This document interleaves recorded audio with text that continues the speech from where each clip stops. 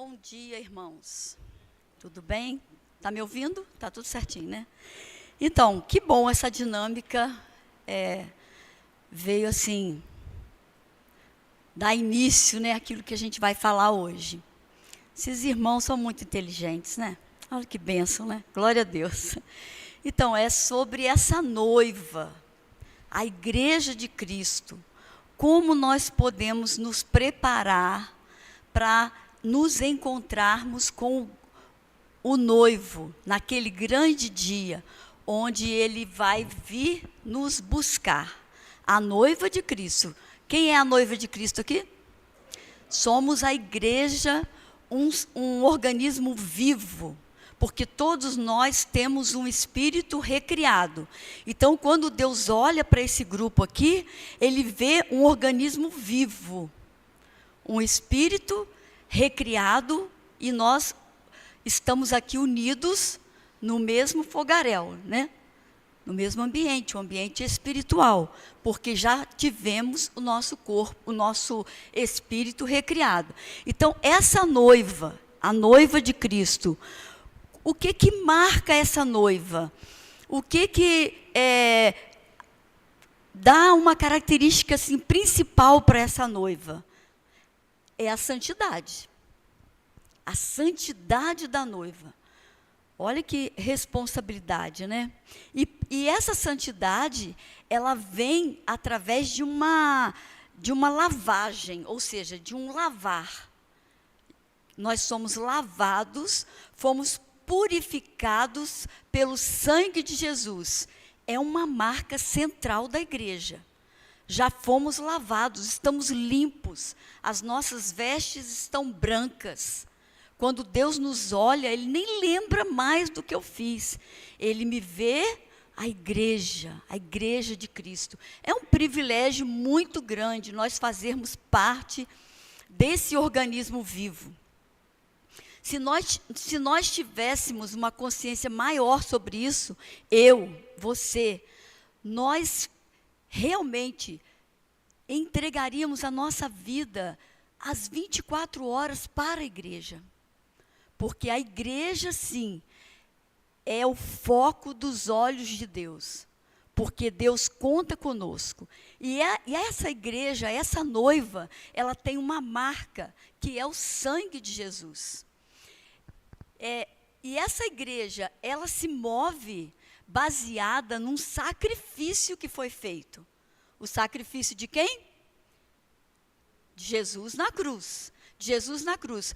E esse sacrifício foi o meio pelo qual Deus, Ele nos concedeu perdão, reconciliação a toda a humanidade. Mesmo aquele que não aceitou Jesus, está disponível. Perdão e reconciliação. Foi através do sangue de Jesus. Agora, o significado espiritual dessa simbologia entre o que aconteceu no plano natural e o que acontece no plano espiritual. No plano natural, Jesus foi mesmo pregado numa cruz, isso aconteceu. O sangue dele foi totalmente escoado, drenado do corpo e escorreu para a terra. Então, o sangue dele foi oferecido. Então, no Antigo Testamento, nós sabemos que já existiam essas práticas.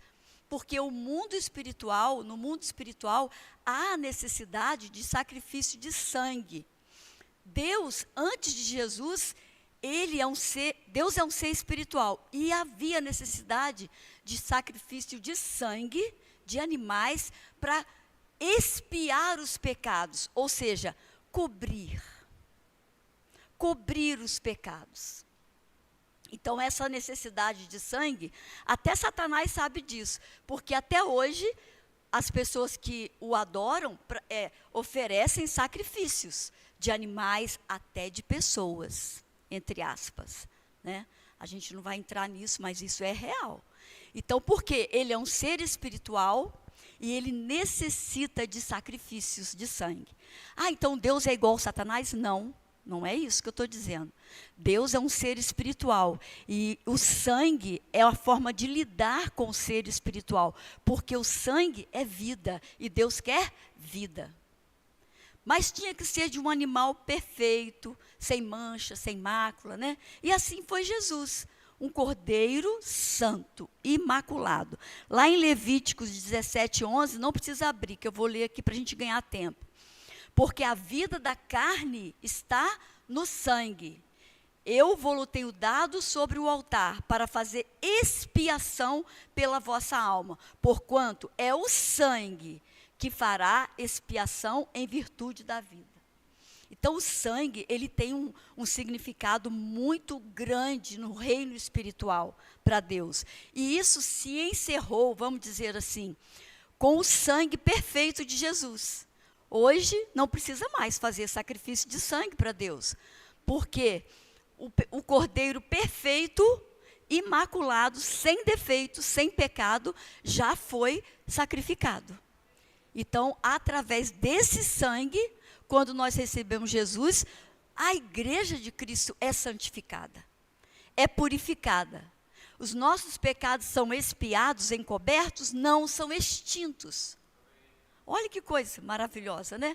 São extintos. E a gente pode viver de maneira, de forma pura diante de Deus, como se o pecado nunca tivesse existido. Não era assim no Velho Testamento. As pessoas ficavam matando animal, aliviava a consciência. Ano que vem eu volto, eu mato outro animal. Ano que vem eu volto. Não, agora não. O sangue de Jesus foi a última cartada de Deus. É a última chance agora para essa humanidade. Quem não aceitar, não tem mais sacrifício. Não aceitou o Cordeiro Santo, Jesus já era. Não adianta matar outro animal. Não adianta matar outro ser. Tudo bem, irmãos? Vocês já sabem disso, eu sei. Mas como é bom a gente repetir isso para a gente mesmo. Que houve um sacrifício de sangue, né? Então, esses sacrifícios que aconteciam lá no Velho Testamento, eles apontavam para algo maior que viria. No lugar de animais, um cordeiro de Deus, o Filho de Deus, que foi gerado de maneira espetacular, maravilhosa, de maneira sobrenatural. Isso não vai mais acontecer. Ah, mas eu creio que existe seres em outro planeta. Se existir, vai ter que ter um Cristo lá. Não tem isso. Houve um Cristo, um povo, um ser humano, a imagem e semelhança de Deus, que somos nós, amém? Amém, glória a Deus. Em João 1:29 diz assim: no dia seguinte viu João a Jesus que vinha para ele e disse: eis o Cordeiro de Deus, que tira o pecado do mundo, e não que expia o pecado do mundo, mas que tira. Através de Jesus, nós podemos viver uma vida sem pecado, porque não existe mais condenação para aqueles que estão em Cristo Jesus. Nenhuma condenação há para nós mais, que estamos em Cristo Jesus. Quando Jesus morreu na cruz, o seu sangue foi derramado, como um sacrifício perfeito e definitivo. Não tem mais volta. Morreu, foi sacrificado, foi crucificado, ressurgiu ao terceiro dia. Pronto, isso basta para que vocês me encontrem. Esse foi o sacrifício perfeito. E esse sacrifício de Jesus, ele foi capaz de purificar o ser humano, não externamente, como uma aparência, eu cumpri a minha obrigação, não externamente, mas no coração e na consciência. É o que diz o livro de Hebreus 9:13, versículo 13. Portanto, se o sangue de bodes e de touros e a cinza de uma novilha, aspergidos sobre os contaminados, os santificam, quanto à purificação da carne, muito mais, diga comigo, muito mais, aleluia, muito mais o sangue de Cristo, que pelo Espírito eterno, a si mesmo se ofereceu sem mácula a Deus, purificará a nossa consciência de obras mortas para servirmos ao Deus vivo. Então, o sangue de Cristo, muito mais do que bodes, do que touros, muito mais do que ovelhas, muito mais. Amém, irmãos? O que é o sangue? Eu queria ler para vocês um trecho. Eu não sei se isso vai tomar muito tempo, mas assim, você sabe o que é o sangue do corpo? O ser humano, quem é da área de saúde aqui? Ninguém? Ah, Débora, aqui no livro da Joyce Meyer, a palavra, o nome e o sangue, diz assim, que no organismo, no corpo humano, há cerca de 6 litros de sangue. Concorda?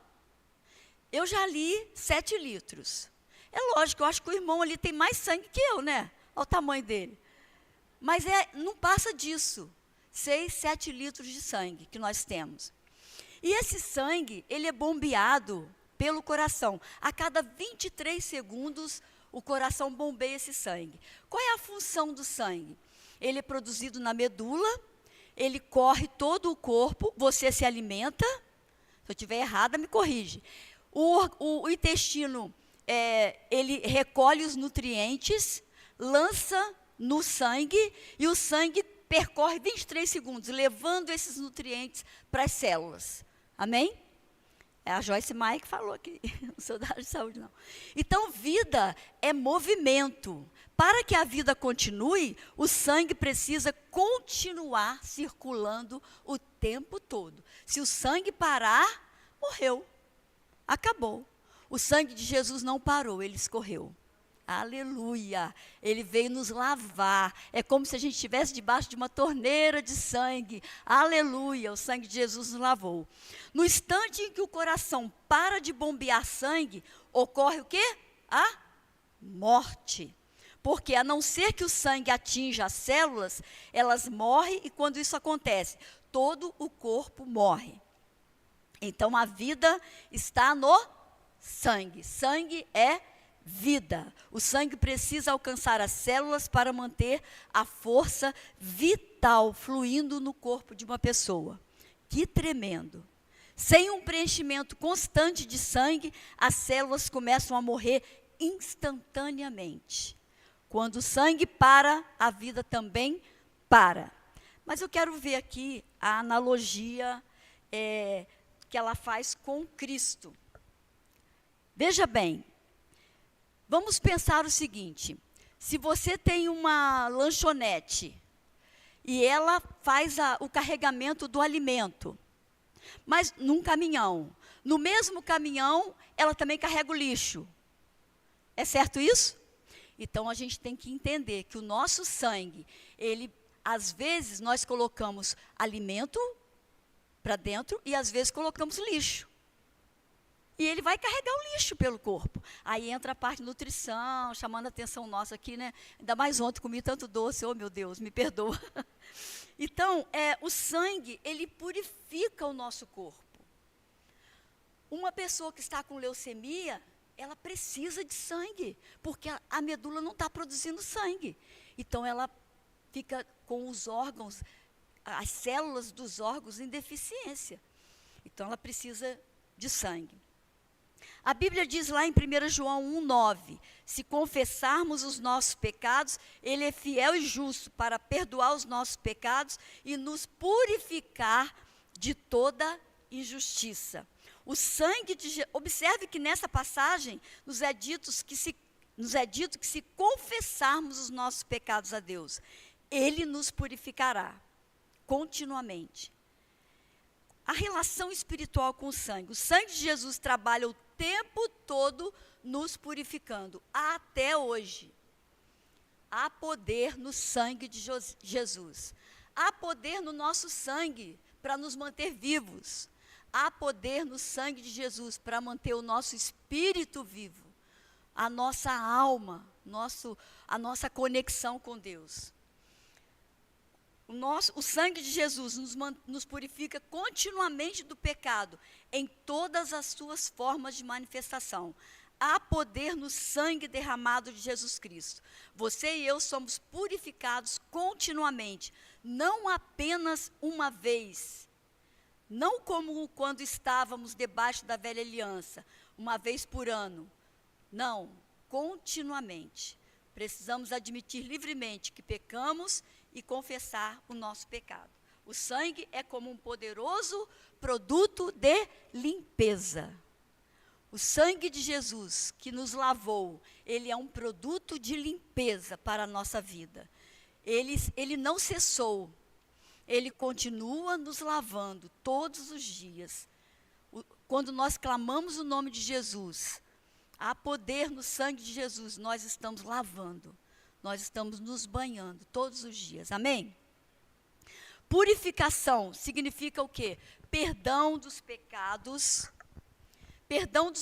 somos libertos da culpa. Em 1 João 1,7, se porém andarmos na luz, como Ele está na luz, mantemos comunhão uns com os outros. E o sangue de Jesus, repita comigo, sangue de Jesus, seu Filho nos purifica de todo pecado. Então o sangue continua nos purificando, ainda hoje.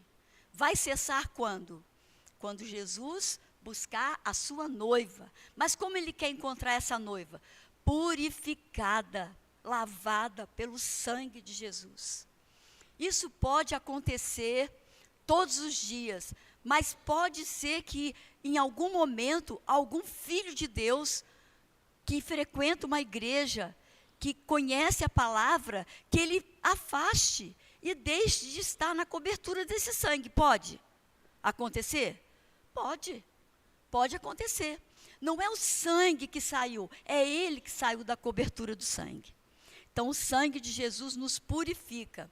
O sangue de Jesus nos reconcilia com Deus. Aquele relacionamento que foi quebrado lá quando Deus fez Adão e Eva. Aquele relacionamento que eles tinham no jardim, ele foi quebrado, mas através do sangue de Jesus ele é restaurado. Deus nos colocou novamente no jardim. Que jardim? A presença dele. A capacidade de estarmos diante dele o tempo todo, sem pecar. Amém? Isso é jardim. Isso é viver como Adão. Em Romanos 5, 9 a 10, diz assim, logo, muito mais agora, sendo justificados pelo seu sangue, seremos por ele salvos da ira. Porque se nós, quando nós éramos inimigos, fomos reconciliados com Deus, mediante a morte do seu Filho, muito mais, diga comigo, muito mais. Eu acho lindo esse versículo, por causa desse muito mais, estando já reconciliados, seremos salvos pela sua vida. E não apenas isto, mas também nos gloriamos em Deus por nosso Senhor Jesus Cristo, por intermédio de quem recebemos agora a reconciliação. Então o sangue de Jesus, através do sangue de Jesus nós somos perdoados, nós fomos reconciliados e passamos a viver uma nova vida guiados pelo Espírito de Deus. E é esse Espírito de Deus que nos dá condições de vivermos em santidade. É essa presença que nós precisamos, que a Bíblia fala que Ele é o nosso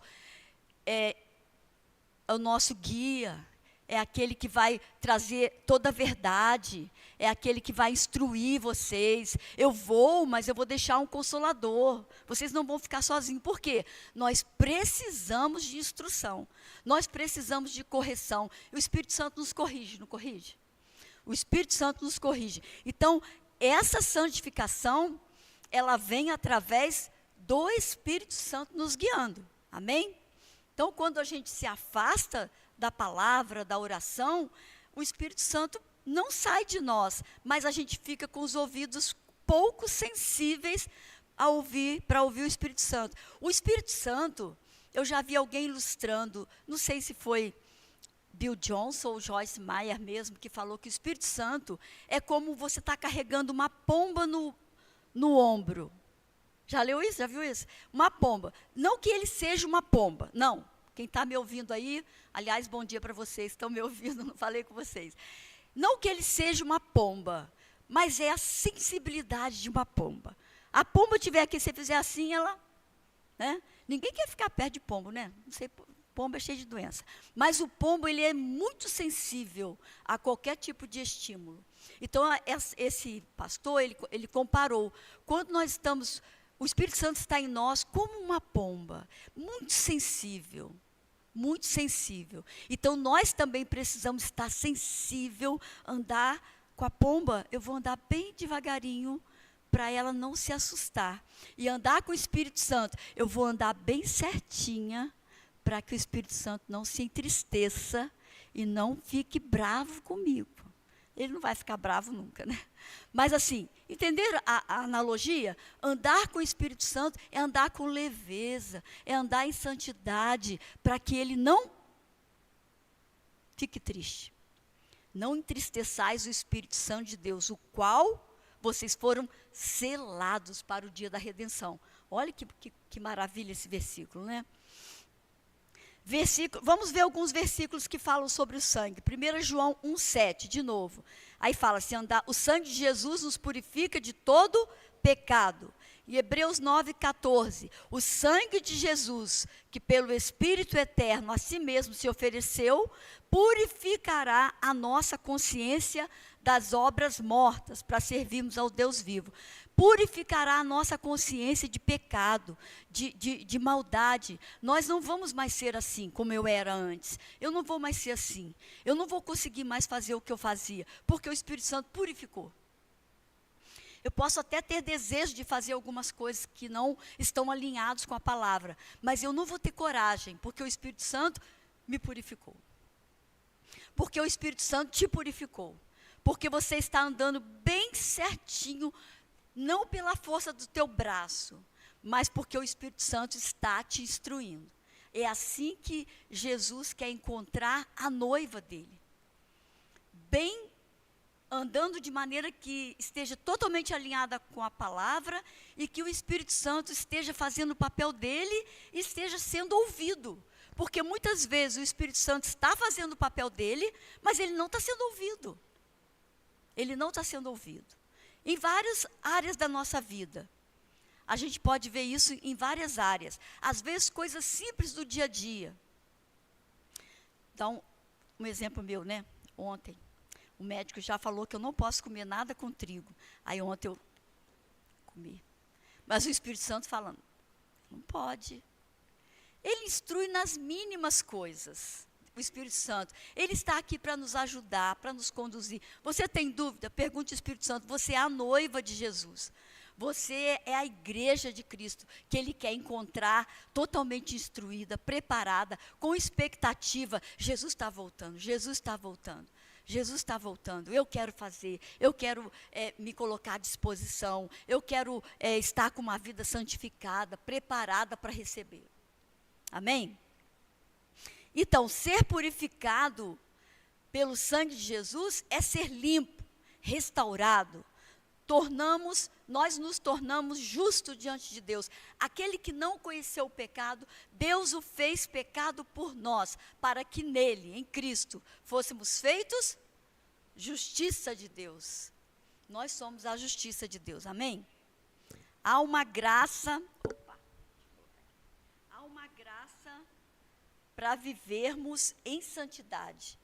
Aí tá, tudo bem, nós somos purificados pelo sangue de Jesus, santidade deve ser a nossa marca, mas como fazer isso? É difícil, fácil não é. É difícil, mas é possível. Há uma graça para a gente viver em santidade. Há um favor de Deus para nós vivermos em santidade. Com a força do meu braço, eu vou ser religiosa. Se eu andar com a força do meu braço, se eu quiser fazer tudo, o meu comportamento, as minhas atitudes, os meus relacionamentos, tudo, o meu trabalho, tudo que eu quiser fazer. Não, eu vou fazer tudo certinho. Com a minha habilidade e a minha força, não vou conseguir. Posso conseguir algumas coisas que fazem parte dos nossos princípios de família, que recebemos quando criança. Algumas coisas nós vamos conseguir sim, porque nós recebemos. Mas tudo nós não vamos conseguir. principalmente no que diz respeito ao nosso interior, ao nosso espírito, aos nossos desejos da carne. Nós não vamos conseguir. Então, há uma graça para a gente viver em santidade, para que a igreja permaneça purificada, santificada. Há uma graça para isso. Há um favor de Deus. Não precisamos ficar sozinhos nessa luta. Como diz aí fora, né? A gente olha para o Espírito Santo e fala, estamos juntos, Espírito Santo, me ajuda, me ajuda. Então, quando a gente vem aqui ensinar, Senhor, não é pela força do meu braço, eu conto com o Senhor. A minha esperança está no Senhor, a minha esperança está no Senhor. Se nós, no dia que nós nos tornarmos autossuficientes, o Espírito Santo sai de cena, não está precisando de mim. Ele está aqui para abastecer a minha sede, para me dar o que beber, para me dar o que comer. Ele está aqui pronto. Quando eu abro a palavra de Deus, quando você abre a palavra de Deus e você lê um versículo e aquele versículo salta para você, o Espírito Santo está te dando o que comer, está te dando o que beber, está te alimentando. Amém? Então, Deus não apenas nos chama para viver em santidade, mas também nos dá poder para isso. A graça que salva, a mesma graça que nos salvou, também nos transforma. Você agora é salvo, mas você agora vai ter que ser assim. Aí ele começa o processo de capacitação. Aí a gente vai fazer uma graduação com o Espírito Santo. Vamos estudar com o Espírito Santo. E aí a pessoa, eu costumo dizer lá no presídio feminino, um dia teve uma irmã que falou assim, irmã porque ela confessou Jesus, né? Eu era pavio muito curto, qualquer coisa. Eu falei, e hoje, como você está? Hoje, quando fazem alguma coisa comigo, eu quero revidar, eu não posso, aí eu choro. Aí eu falei assim, então, alguém que está aí na cela junto com a fulana, falar o nome dela não. Fala aí, isso que ela falou. Como é que está o comportamento dela lá dentro? Ela só chora. Ela só chora, porque ela não pode mais fazer o que ela fazia. Por que você não pode? Porque eu não consigo. Olha que coisa linda. Quem é que está orientando ela? As colegas lá de cela? É o Espírito Santo. Esses dias eu cheguei perto dela e falei assim, você fala em línguas? Aí ela, falo. Então fala. Aí ela, fala. Vamos, mulher, abre a boca. E ela abriu, aí começou a falar em língua. Isso é o quê? O Espírito Santo na pessoa. Por nós mesmos, não temos condições. Então, Ele nos capacita, Ele nos salva. A graça de Jesus nos salva e também nos transforma. A graça de Deus não é apenas um perdão gratuito. Eita, graça é um favor imerecido, é de graça. Ela é também uma força divina que nos capacita a viver como Ele deseja que a gente viva. Não estamos sós, não precisamos ficar lutando sozinhos. A graça nos capacita. Em Tito 2, minha Bíblia não está abrindo aqui no Tito, deixa eu abrir aqui. Tito 2, 11, 12, diz assim, porquanto a graça de Deus se manifestou salvadora a todos os homens, educando-nos que, renegadas as impiedades e as paixões mundanas, vivamos no presente século sensata, justa e piedosamente. Então a graça que se manifestou de forma salvadora, agora ela nos educa. Olha que maravilha, gente. Nós precisamos ser educados para viver como santos. Eu cheguei diante de Jesus, quando eu conheci Jesus em 1984, totalmente deseducada, com falta de educação. Vamos dizer assim, né? Espiritualmente. Mas quando eu conheci Jesus, quando você conheceu Jesus, você foi salvo e agora a graça vai te educar. Eita, maravilha, hein? ainda temos alguém de graça que nos diz, vai por aqui, vai por ali, faz isso, faz aquilo. Vamos lá que o tempo está passando, ainda tem muita coisa. A graça que salva também transforma. A graça nos educa. A graça traz salvação, mas traz também ensino. Ensino, orientação. Não precisa ficar sem a sua bússola. Nós temos uma bússola. Para onde eu vou? O que faço nesse momento? Como vai ser? Sabia que eu estou orando já, porque dia 23 de novembro, aliás, de dezembro, eu chego no Rio de Janeiro às quase 21 horas da noite. E eu estou assim, meu Deus, dia 23 de dezembro, eu não vou ocupar ninguém para ir me buscar no aeroporto. E o ônibus para Volta Redonda, ele para atualmente às 8h30. Não dá tempo de eu chegar. Eu falei, Senhor, em nome de Jesus, vai aparecer uma solução. Porque eu não sei como que eu vou chegar. Mas o meu plano é ir de ônibus. Mas a empresa vai colocar ônibus extra, você crê? Eu creio. Eu vou chegar. Quem é que vai me ajudar? O Espírito Santo. O Espírito Santo vai nos ajudar. Gente, nós temos uma ferramenta poderosa para nos ajudar. Deus tem prazer em ver a nossa prosperidade. Prosperidade é o quê? Resolução de problema. Resolveu um problema, você é próspero. Resolveu uma situação, você é próspero. E o Espírito Santo está aqui para nos ajudar. Amém? Santidade não a graça não é um convite à permissividade, mas à libertação do pecado. Ah, sou salvo pela graça, agora eu posso fazer o que eu quiser, já sou salvo. A graça não é permissiva. A graça, ela não nos permite fazer tudo o que quisermos. Nós somos livres para fazer, mas a graça nos liberta do pecado. Então, a graça não abona o nosso pecado. A graça não abona, ela nos livra do pecado. A santidade não é um esforço humano isolado. Não é um esforço humano. Para nós nos tornarmos santos, nós precisamos da graça de Deus, de sermos lavados pelo Espírito Santo, pelo sangue do Cordeiro, de sermos ensinados e educados pelo Espírito Santo. Aí sim nós vamos alcançar. Vamos chegar à santidade plena? Não, vamos caminhar todos os dias para essa santidade. Jesus quer voltar, ele vai voltar e ele quer encontrar a igreja dele em movimento, com desejo de santificação. Errei, mas vou retornar para o certo. Falhei aqui, mas vou fazer o que é certo. Ele quer ver isso dentro de nós. Não adianta eu transparecer que eu sou assim. Ele quer ver dentro de mim, dentro de você, que há um desejo de ser santo e de fazer melhor a cada dia. Amém? É isso que Deus ama, isso que Deus quer, isso que Ele deseja, isso que Ele se alegra.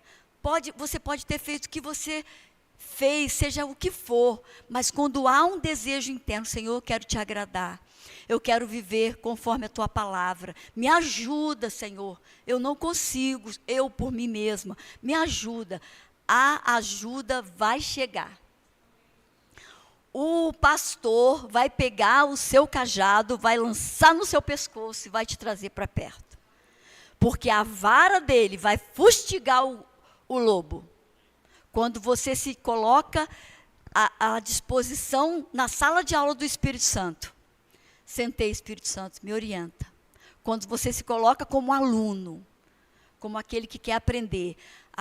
Pode ter certeza. Quando você estiver indo para o perigo, o pastor vai pegar o cajado, laçar seu pescoço, trazer de volta. E vai pegar a vara e vai bater no lobo, para te proteger. Amém? Aleluia. Sem a graça, a santidade seria impossível. Mas com o Espírito Santo habitando em nós, Deus opera de dentro para fora, produzindo caráter, domínio próprio e amor. Caráter, mas eu já tenho o meu caráter. Não, mas ele precisa ser moldado, de acordo com os princípios da palavra. E a mudança é de dentro para fora, porque de fora para dentro é fácil, fariseu. né? Eu faço isso, eu faço aquilo, eu sou isso, eu sou aquilo, mas de dentro para fora, só Deus pode fazer a mudança.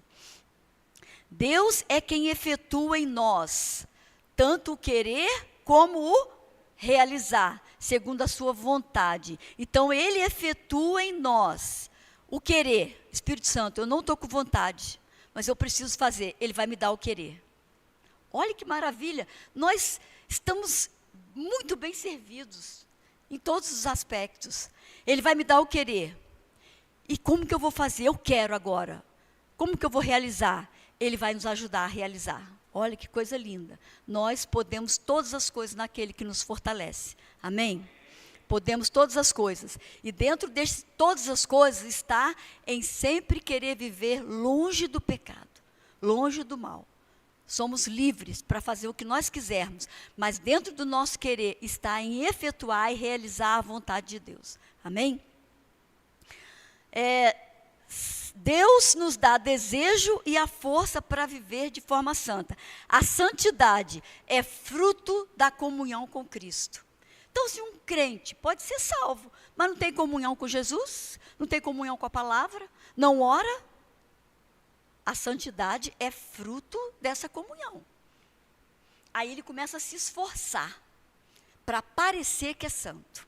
Ele começa a se esforçar na força do braço. Mas a santidade é um fruto da comunhão com Cristo. Não vai precisar força, ele vai aparecer. Você não vê nenhuma laranja aí fazendo força para nascer no pé. Eu tenho que ir agora, eu vou nascer. Não, é natural, porque a seiva chegou. Então, quando a seiva chega na nossa vida, a comunhão com Cristo, o fruto é natural. Você faz sem perceber, quase. Porque você está conectado com aquele que te dá o alimento que você precisa. Quando permanecemos em Jesus, o Espírito Santo nos molda e os frutos começam a aparecer naturalmente. Não há necessidade de força. Lá em João 15, 5, quem quiser abrir. João 15, 5, diz assim: Eu sou a videira, vós sois os ramos. Quem permanece em mim e eu nele, esse dá muito fruto, porque sem mim nada podeis fazer.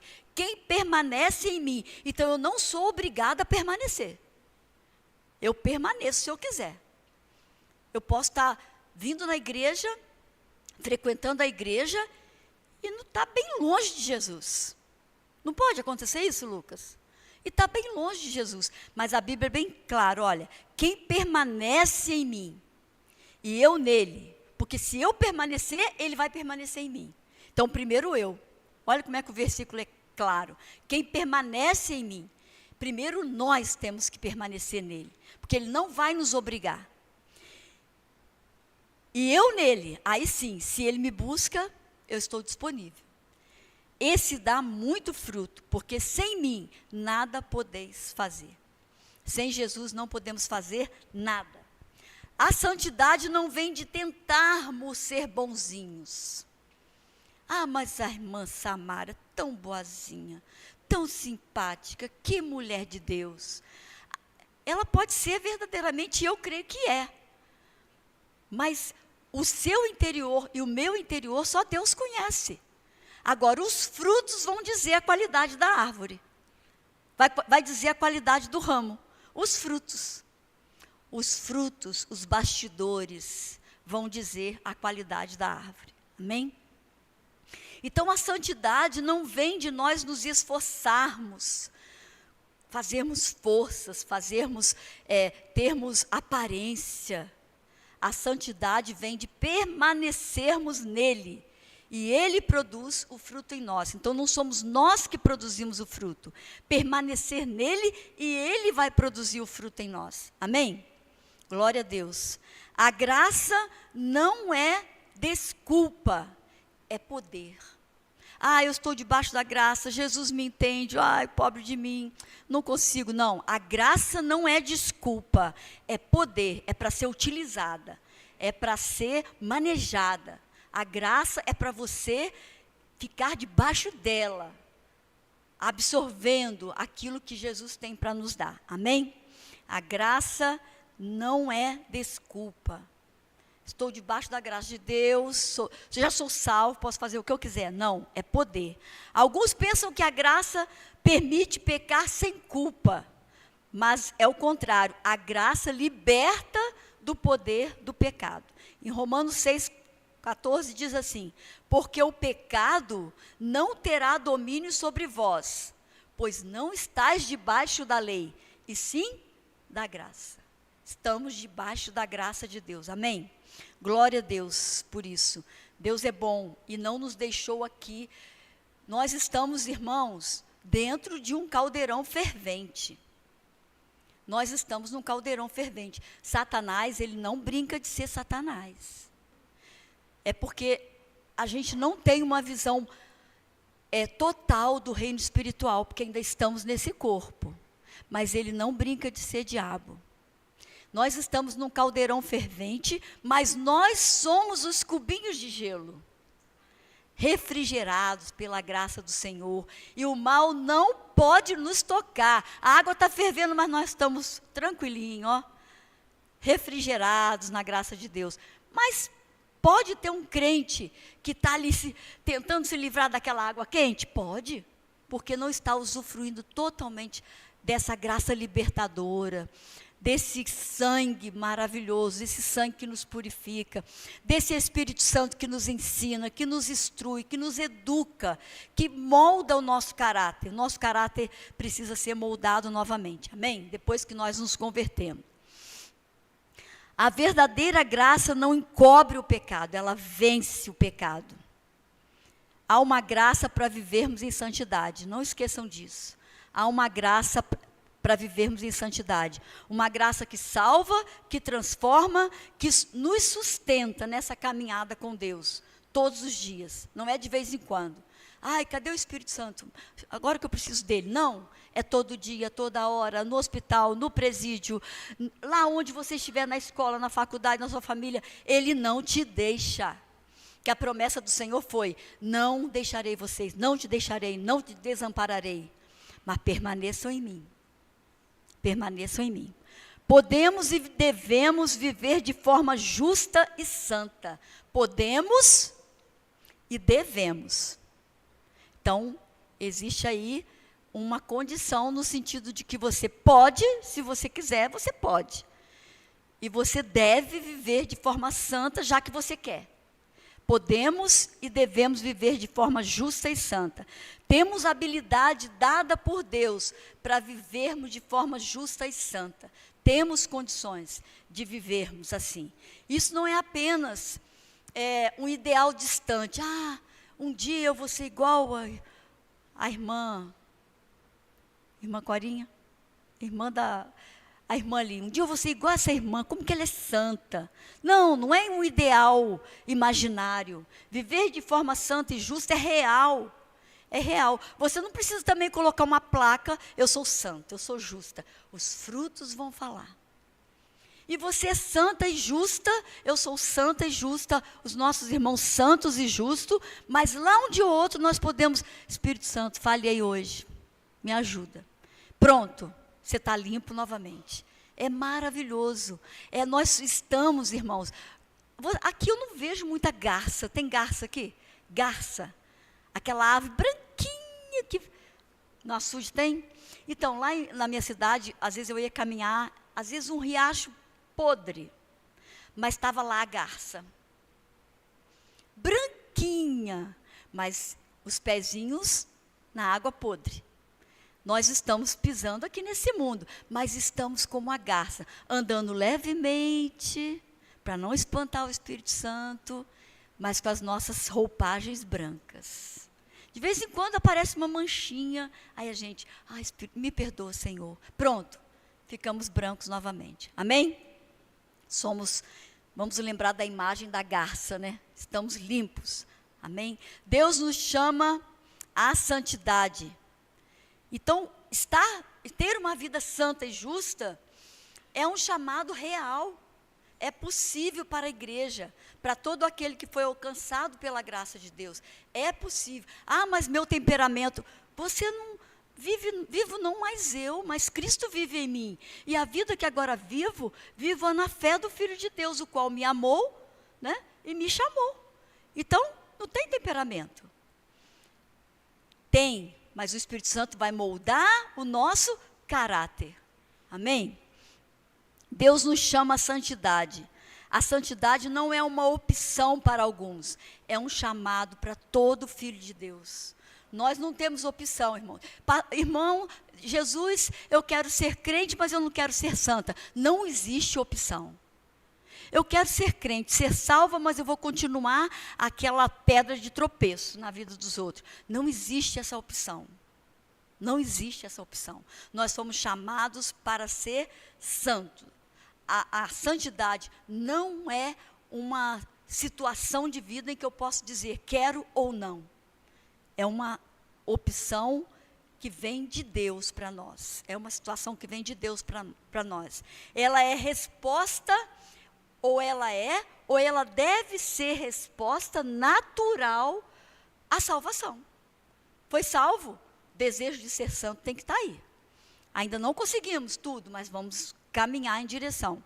Sejamos santos porque eu sou santo, foi o que ele disse, né? Lá em 1 Pedro 1, 15, 16. Assim como é santo aquele que os chamou, sejam santos vocês também em tudo o que fizerem, pois está escrito, sejam santos porque eu sou santo. Deus nos chama a refletir seu caráter e o nosso modo de viver nas palavras, atitudes e relacionamentos. Nós precisamos refletir o modo de Deus, o modus operandi de Deus na nossa vida. Como Ele opera, como ele age, como Ele faria se estivesse aqui no meu lugar. Viver de forma justa, ser justo significa agir com integridade, honestidade e amor. Não apenas cumprir regras, mas refletir o coração justo e amável de Deus. Amém? Lá em Miqueias diz assim, Miqueias 6:8, Ele te mostrou, ó homem, o que é bom. Ele te mostrou, ó homem e mulher de Deus, o que é bom. E que o Senhor pede de ti, que pratiques a justiça, ames a misericórdia e andes humildemente com o teu Deus. É muito clara a palavra, né? Não, a gente só erra se a gente quiser. A justiça bíblica nasce do amor e se expressa nas nossas ações diárias. Ela se expressa nas nossas ações. Podemos viver assim, pela graça. Estou correndo aqui, irmãos, porque é a hora ali, né? Sozinhos não conseguiríamos viver de modo justo e santo, mas o Espírito Santo nos capacita a vencer. Vamos fazer um resumo aqui? Podemos viver de forma justa e santa porque o Espírito Santo nos capacita. Devemos viver assim, porque fomos chamados a refletir a natureza de Deus. Aí tem esse livrinho também, livro aqui muito bom do Tiago Freitas, se vocês puderem adquirir, as consequências de não seguir a santificação. Aí lá no final, ele fala assim, a Bíblia não ensina que um cristão pode comprometer a salvação simplesmente por cometer um pecado ocasional. No entanto, ela certamente alerta que uma vida de pecados contínuos, sem arrependimento, pode comprometer a sua integridade espiritual. Pode perder a salvação? Pode. Não haveria tantas advertências sobre perigo de se viver deliberadamente no pecado, se isso não fosse um risco para a nossa vida espiritual. A Bíblia nos adverte o tempo todo sobre nós resistirmos ao diabo, fugir do mal. Por quê? Há essa possibilidade de nós cairmos, mas ela nos adverte de não continuarmos no pecado, porque isso pode comprometer a nossa integridade, não física, espiritual. Pedro nos mostra a possibilidade de voltar e se envolver com o pecado, mesmo após ter recebido pleno conhecimento da verdade. Lá em 2 Pedro 2, 20, eu não vou ler, mas os irmãos, depois que adquirirem o livro, viver no pecado de forma intencional e deliberada é como percorrer uma estrada que leva diretamente à morte. Tem pessoas que estão no pecado, crentes, e não saem porque o pecado é prazeroso. Eu acho que eu não marquei mais nada aqui não, deixa eu ver. Marquei não. Então, o pecado é prazeroso e a pessoa compromete a sua vida, a sua integridade espiritual.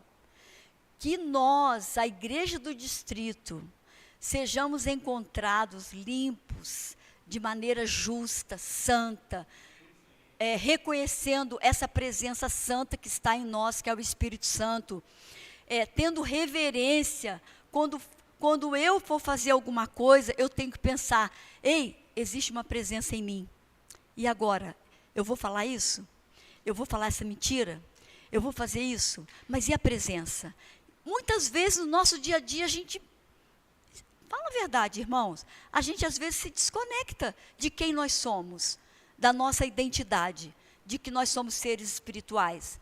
A gente se desconecta e a gente perde essa sensibilidade. Amém? Aprenderam alguma coisa?